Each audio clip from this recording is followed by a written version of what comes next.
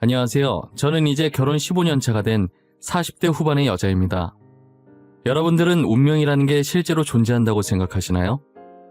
보통 하늘이 맺어준 인연을 운명이라고 하잖아요. 저는 처음엔 이 세상에 운명이 어디 있냐고 다 내가 하기 나름이라고 생각했던 사람이었어요. 하지만 살다 보니 정말 사람마다 운명이라는 게 존재하는 것 같더라고요. 제가 여러분들께 들려드릴 사연은 앞에 계속 언급된 운명에 관한 이야기입니다. 남편과 저의 나이 차이는 궁합도 안 본다는 4살 차이예요. 제가 고등학교 3학년 되던 무렵에 친구들과 놀고 싶은데 부모님께 받던 용돈이 턱없이 부족해서 정말 잠깐 아르바이트를 한 적이 한 번 있었거든요. 대학로에 있던 조그만 토스트 가게였는데 저보다 먼저 들어와서 일하던 남자 직원이 있었어요. 거기서 같이 아르바이트를 하면서 서로 의지하다 사귀기 시작했고 이렇게 결혼까지 하게 되었네요. 지금은 남편과 결혼해서 시댁 식구들과 아무 탈 없이 잘 살고 있지만 저희가 결혼하기까지의 과정이 정말 순탄치 않았어요. 그 이유는 저희 남편 집안에서 저와 남편의 결혼을 엄청 반대했었거든요. 남편의 집안은 사업을 해서 부유했지만 저희 집안은 게스트하우스를 운영하는 평범한 집안이었어요. 아무래도 저희 집안이 훨씬 기우니까 시댁 식구들은 급이 맞는 집안과 결혼시키고 싶어 하셨죠. 본인들 사업에 저희 집안은 별 도움이 되지 않는다고 생각하신 것 같았어요. 저는 대기업까지는 아니더라도 나름 유명한 기업에 연봉도 남부럽지 않았습니다. 그리고 이제 막 떠오르기 시작한 기업이라 다들 저희 회사에 오려고 난리도 아니었고요. 하지만 제가 어디서 무슨 일을 하고 연봉이 얼마나 되든 집안이 부유하지 않다는 이유로 시댁에서 무시를 좀 많이 당했었어요. 저도 자존심이 많이 상하긴 했었지만 남편 집안은 그만큼 많이 부유한 편이긴 했어요. 가끔 TV에 나오는 대기업 회장이 지금 저희 시아버지시니까요. 그래서 기업 운영에 도움이 될 만한 탄탄한 집안의 며느리를 드리고 싶으셨겠죠. 저같이 평범한 집안이 어떻게 아버님 사업을 도와드릴 수 있겠어요? 당장 저희 먹고 살기도 바쁠 텐데 말이에요. 처음 남편의 집에 인사드리러 갔을 때 느꼈던 그 싸늘한 공기는 아직도 잊지 못해요. 분명 당시에 밖에 꽃이 피고 많이 따뜻해진 봄이었는데 체감상 겨울 한파보다 더 추웠던 것 같아요. 누가 봐도 전혀 반기지 않는다는 표정으로 저를 쳐다보던 6개의 눈들이 있었죠. 시아버지, 시어머니, 그리고 신우까지 남편을 제외하고 단 한 명도 저를 반기지 않으셨어요. 앉으라는 얘기도 안 하시길래 눈치를 보면서 겨우 남편과 같이 앉았던 기억이 있어요. 정말 우리 아들이랑 결혼할 생각으로 만나고 있는 거니? 우리 집안이 어떤 집안인지 알고 팔자 한번 고쳐보려고 이러는 거야? 엄마, 무슨 말을 그렇게 해? 우리 집 그런 애 아니야. 아빠가 무슨 일 하는지 몰랐어. 내가 며칠 전에 말해줘서 알았지.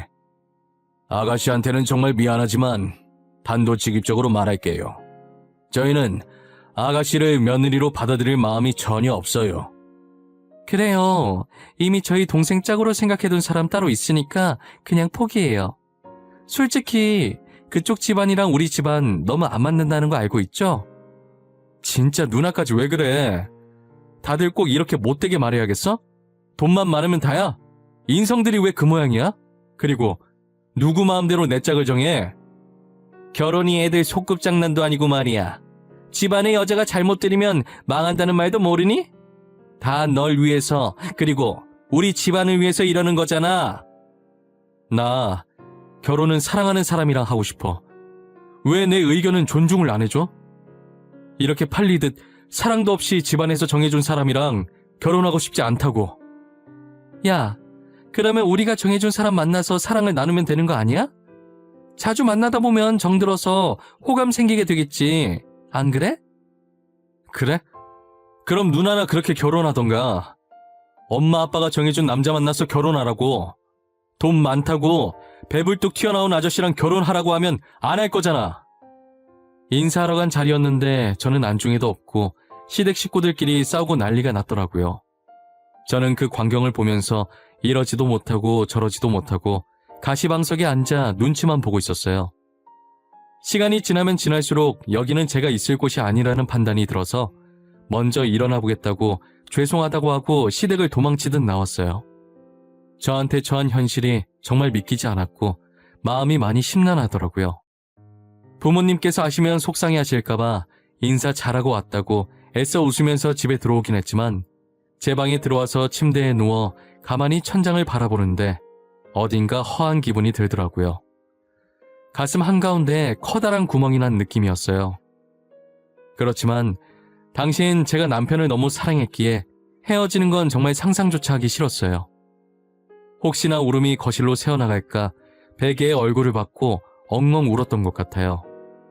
다음날 부은 눈으로 방을 나왔을 때 제 눈을 보고 놀라신 부모님께 슬픈 영화 보고 잤다고 대충 거짓말치고 그 자리를 피했던 기억도 있어요. 제가 회사에서 퇴근을 하려는데 회사 앞에 낯익은 실루엣이 보이는 거예요. 가까이 가보니 시어머니가 저를 기다린다고 서 계시더라고요. 근처 카페에 얘기할 수 없냐길래 알았다고 하고 카페로 모셨어요. 저번엔 너무 무례했던 것 같아 미안하구나. 하지만 우리 기원이는 결혼할 짝이 따로 있어. 그러니 이렇게 정중히 부탁하마. 제발 기원이랑 헤어져 주겠니? 어머님, 이렇게 헤어져 달라고 부탁하는 것도 무례한 행동이에요. 저 기원 오빠랑 헤어질 수 없어요. 정말 죄송해요. 혹시 돈 때문에 결혼하려고 하는 거니? 그런 이유라면 내가 줄게. 얼마나 주면 기원이랑 헤어져 줄 거니? 응? 나한테 말만 해. 돈 줄게. 말만 하라고요? 제가 얼마나 부를 줄 알고 이러시는 거예요? 강남에 건물 하나 달라고 하면 주실 수 있으세요? 회사 하나 차려달라고 하면 차려주실 수 있으세요? 앙큼한 기집애. 저번에 집에 왔을 땐 아무 말도 못하더니 기원이 앞이라고 고상한 척 일부러 입 다물고 있었던 거야? 어머님, 저는 어머님께서 얼마나 주시든 오빠랑 헤어질 마음이 없어요. 돈만 많으면 다예요? 어딜 가시든 사람을 이런 식으로 대하지 마세요. 나중에 다시 다 돌려받아요. 시어머니께서는 지치지도 않는지 며칠 동안 쉬지 않고 저를 찾아와 헤어져 달라고 부탁하더라고요. 한 번은 봉투가 터질 만큼 돈을 꽉 채워서 저한테 내미시는 거예요. 확인해보고 부족하면 말 안 하면서요. 저는 시어머니께서 매일 찾아오신다고 해도 버틸 수 있을 때까지는 버텨보려고 했었어요. 하지만 돈 봉투를 내미는 모습을 보고 남아있던 정도 모조리 떨어져서 도저히 못 참겠더라고요. 결국 시어머니께서 바라시는 대로 남편에게 헤어지자고 말하고 휴대폰을 꺼놨었어요. 저는 항상 밖에서 속상한 일이 생기면 늘 집에 와서 할머니한테 말했었거든요. 옛날엔 힘들고 속상한 일 있으면 대나무 숲 가서 있는 힘껏 소리 지르면서 스트레스를 푼다고 하잖아요. 할머니는 저의 고민이나 영양가 없는 쓸데없는 말까지 전부 들어주시는 대나무 숲 같은 존재셨어요. 제가 무슨 말을 꺼내든 무조건 제 편을 들어주시고 조언도 아낌없이 해주셨거든요. 그리고 할머니도 제가 이러쿵저러쿵 있었던 일을 본인에게 얘기하는 걸 좋아하셨어요. 할머니랑 함께 있는 순간엔 정말 아무 걱정이 없어지고 마음이 엄청 편안했어요. 사실 몇 년 전까진 할머니보단 할아버지와 더 친해서 할아버지가 제 대나무 숲이셨어요. 그래서 제가 할아버지한테 쪼르르 가서 말하면 할머니가 질투를 하시곤 했어요. 자신도 귀여운 손녀의 투정이 듣고 싶다면서 할아버지한테만 말한다고 많이 서운해하셨죠. 할머니와는 별다른 일이 없었는데 이상하게 거리감이 느껴지더라고요. 아마도 어머니와의 마찰을 빚는 장면을 몇 번 보게 되다 보니 그렇게 된 것 같다는 생각이 들어요. 할아버지께서 세상을 떠나신 뒤로는 줄곧 할머니께 가서 조잘거리기 시작했죠. 할머니, 나 완전 어이없는 일이 있었어. 오빠 집에 인사드리러 갔던 거 알지? 내가 마음에 안 드는 건 괜찮거든? 근데 왜 우리 집안 가지고 걸고 넘어지는지 모르겠어. 뭐? 아직도 집안 타령하면서 결혼을 반대하는 사람들도 있단 말이야? 지금이 아직도 호랑이 담배 피던 시절인 줄 아는 양반들이 있나? 내 말이 그 말이야. 결혼하는데 집안이 뭐가 그렇게 중요해? 둘이서 잘 먹고 잘 살기만 하면 되는 거지. 굶어 죽지만 않으면 되는 거 아니야? 결혼하면 집안 다 필요 없어. 둘이서 나가 살 건데 무슨 상관이래. 그 집안도 참 유별나다, 유별나. 돈 많은 집안은 아직도 그러고 사나 보네. 아니 진짜 자기들이 돈 있으면 얼마나 있다고 저러는 거야. 나보고 돈 줄 테니까 오빠랑 헤어지래. 누굴 거주라는 거야, 뭐야? 뭐? 완전 썩을 것들이구만. 그게 어디서 배워먹은 버르장머리래?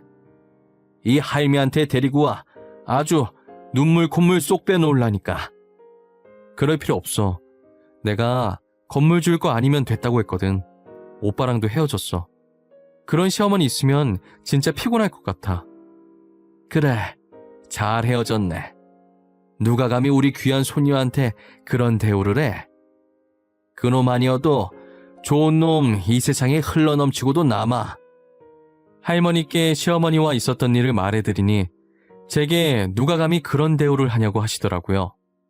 잘 헤어졌다고, 그런 시어머니 밑에 들어가서 좋을 것 하나도 없다면서 결혼 전에 걸러져서 다행이라고 당신 일처럼 화를 내시면서 저를 위로해 주시더라고요.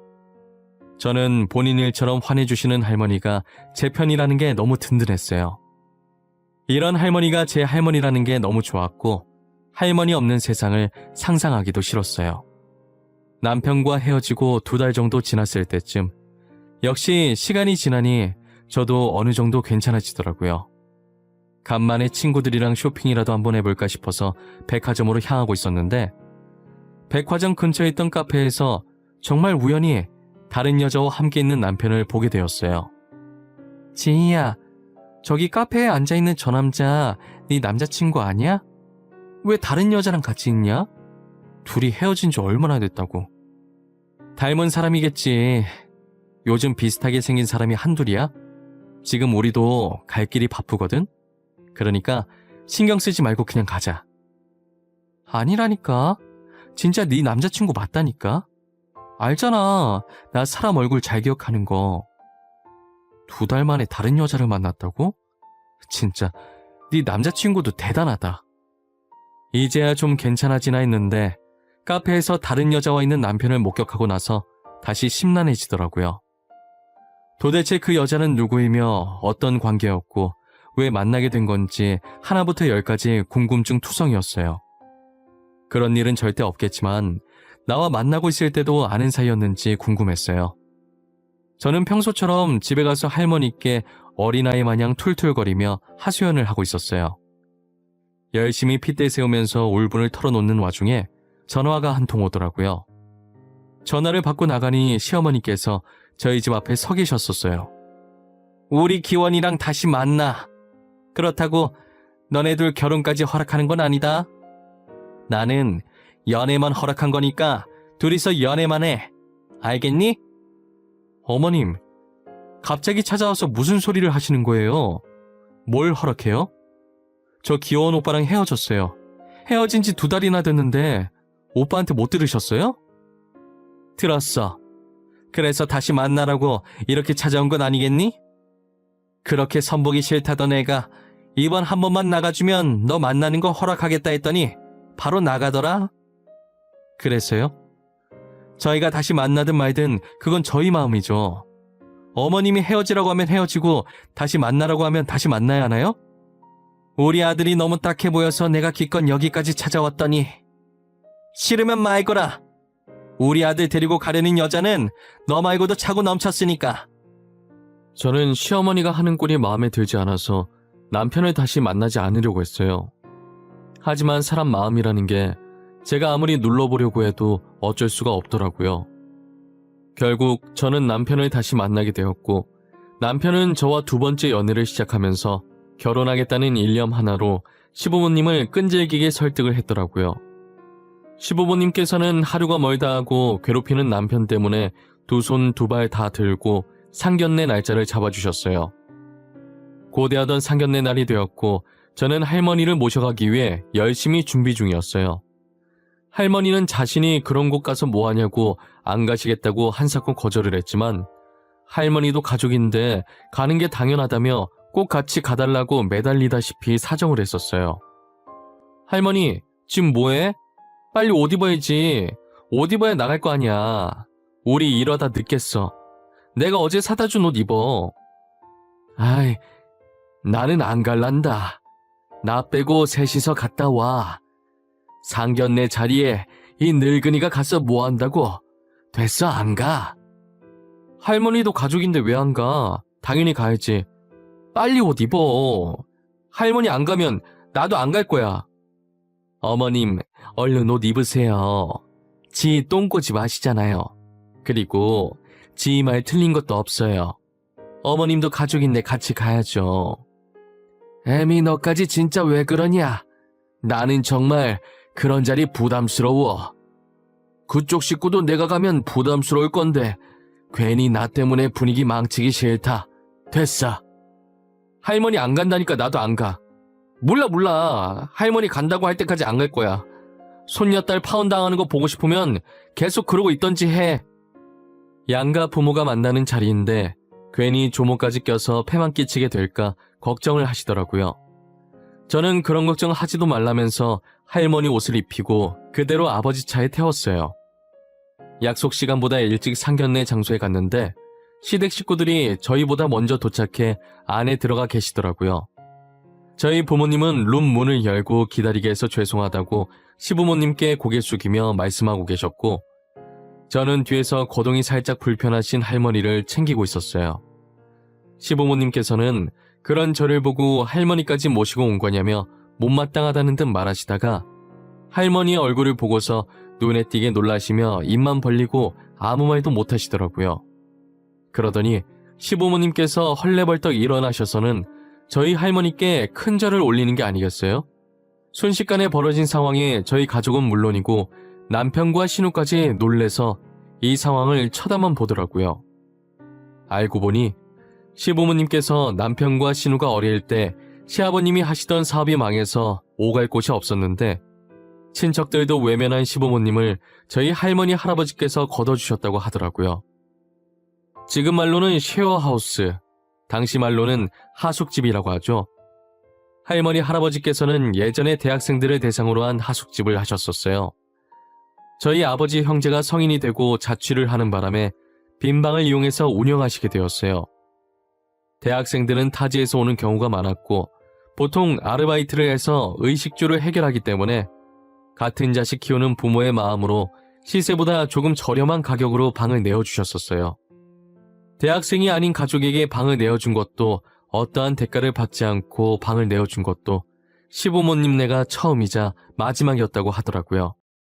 이제 막 걸어다니기 시작하는 아이들을 데리고 길거리를 떠돌던 모습이 안쓰러웠다고 하셨었어요.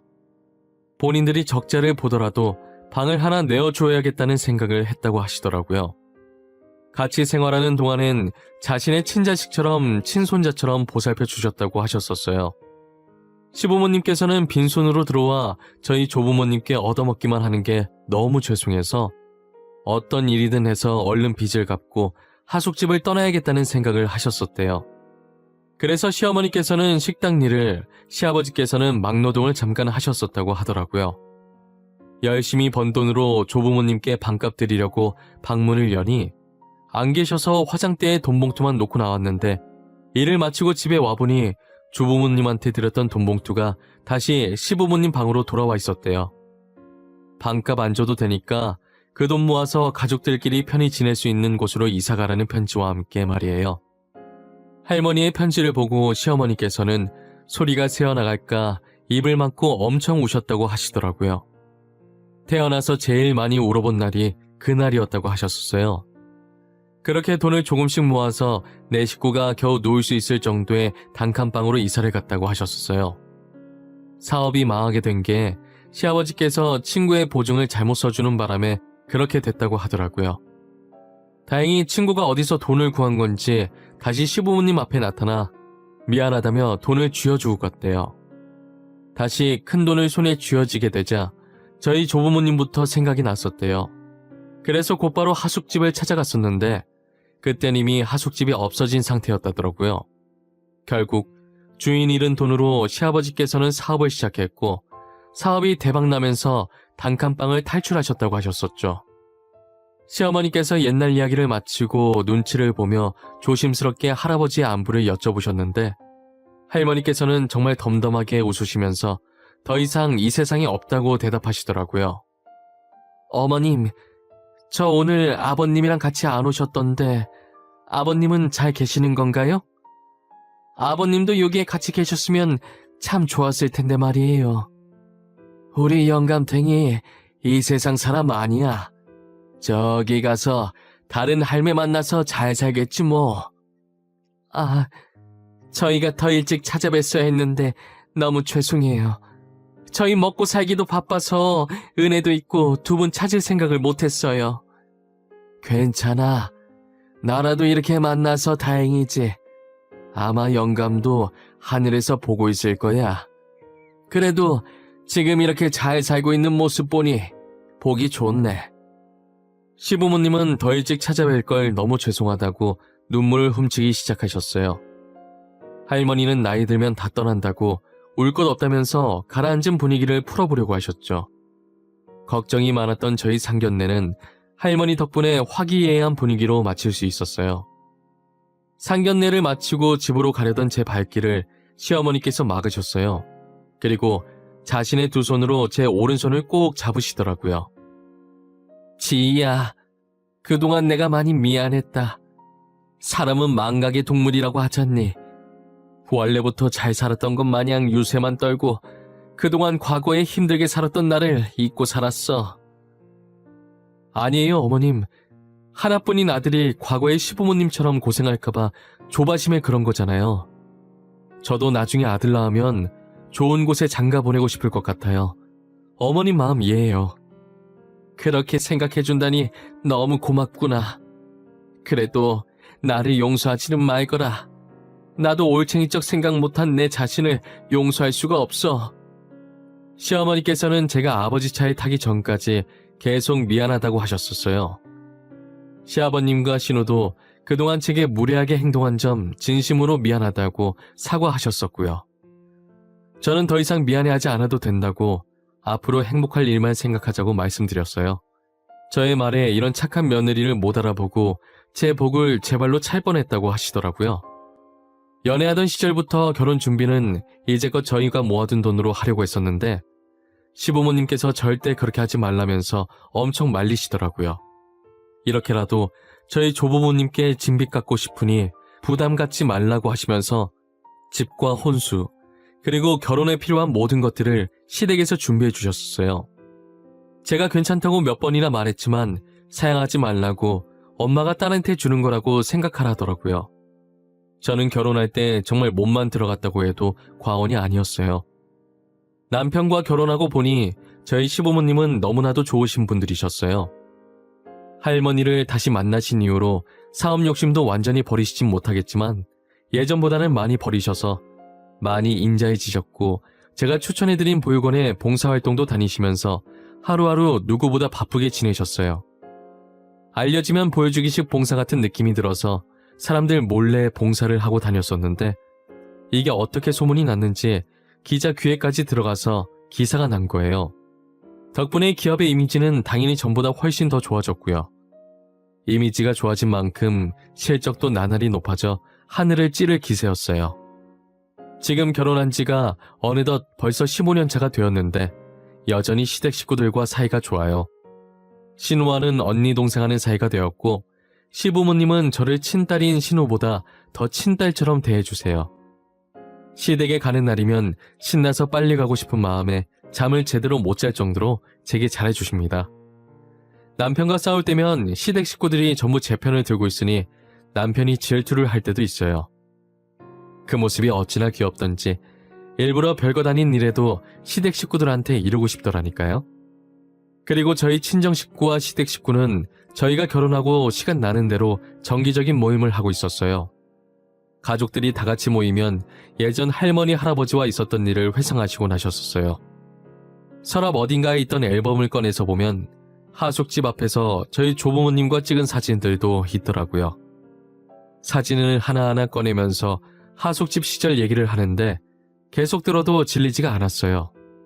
그리고 시부모님께서는 그 순간을 생각하며 세상에서 제일 행복하게 웃으셨죠. 할머니께서는 제가 결혼하고 몇 년 후 치매로 고생하시다가 세상을 떠나셨어요. 줄곧 저희 어머니께서 할머니를 모셨었는데 시어머니께서 할머니의 치매 소식을 듣고 하루도 빠짐없이 매일 찾아와 어머니와 함께 치매 걸린 할머니를 돌보셨었어요.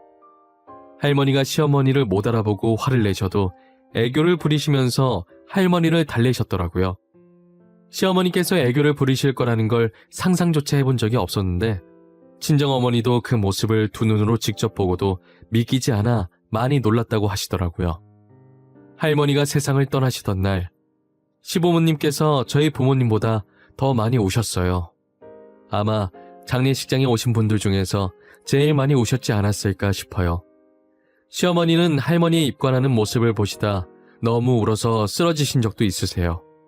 아마 모르시는 분들이 보면 저희 시부모님이 할머니 자식들인 줄 알았을 거예요. 친정아버지는 자신의 부모처럼 진심으로 슬퍼해 주시는 시부모님께 감사하다고 하더라고요. 저도 할머니가 세상을 떠나시면 많이 울 것 같았는데 살아생전 자신이 떠나면 웃으면서 보내달라고 하셨어서 할머니의 유언에 따라 울지 않고 씩씩하게 웃으면서 할머니의 마지막 가시는 길을 배웅했었어요. 시부모님께서는 특별한 날이 아니더라도 종종 저희 조부모님이 계신 납골당에 찾아가신다고 하더라고요. 조금 더 빨리 찾았다면 더 많은 추억을 쌓고 떠나셨을 텐데 죄송하다고 고개 숙이다가도 뭐가 그렇게 급해서 이렇게 빨리 가셨냐며 울면서 한탄을 늘어놓으신다고 하셨어요. 이건 저희 어머니한테 들은 건데 나중엔 왜 착한 사람 먼저 데리고 가냐고 하늘에 삿대질도 하신다는 거예요. 그 모습을 보고 저희 어머니가 다른 사람이 본다면서 창피하니까 손 내리라고 한 적도 있었대요. 저희 부모님도 같이 납골당에 가게 되시면 간혹 저렇게 납골당에서 있었던 일들을 말씀해 주시는데 그때마다 시어머님이 하신 행동이 너무 웃겨서 눈물을 찔끔 흘립니다. 시부모님께서 납골당에 다녀온 날이면 두 분 다 눈이 퉁퉁 부어서 집에 오시기 때문에 모를 수가 없었어요.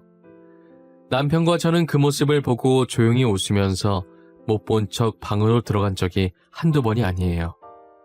저는 그런 귀여운 시부모님과 남편에게 저희 할머니 목까지의 사랑을 듬뿍 받으면서 아이들을 키우며 행복한 하루하루를 보내고 있어요.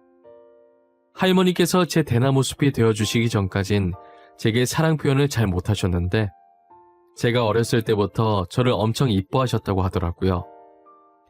하지만 제가 할머니를 불편해하는 것 같아서 제게 먼저 다가가지 못했다는 걸 뒤늦게 들었어요. 그 말을 듣고 할머니께 엄청 미안해서 얼마나 울었는지 모르겠어요. 제가 이렇게 화목한 가정을 이룰 수 있었던 건 다 할머니 덕분이라고 생각해요. 할머니와 행복했던 추억들을 가슴 깊숙이 새기고 늘 할머니에게 감사하다는 생각으로 살아가려고 해요. 제가 이 사연을 쓰면서 인연이라는 게 참 신기하다는 생각이 들었어요. 여러분들도 저와 비슷한 경험을 해보신 적이 있으신가요? 만약 있으시다면 댓글로 많이 남겨주세요. 남겨주신 글들 하나하나 빠짐없이 전부 다 읽어보도록 할게요. 지금까지 제 이야기 들어주신 모든 분들께 감사합니다. 오늘도 소중한 사람들과 행복한 하루 보내시고 하시는 일들과 앞으로 하고 싶으신 일들 모두 잘 될 수 있도록 기원하겠습니다.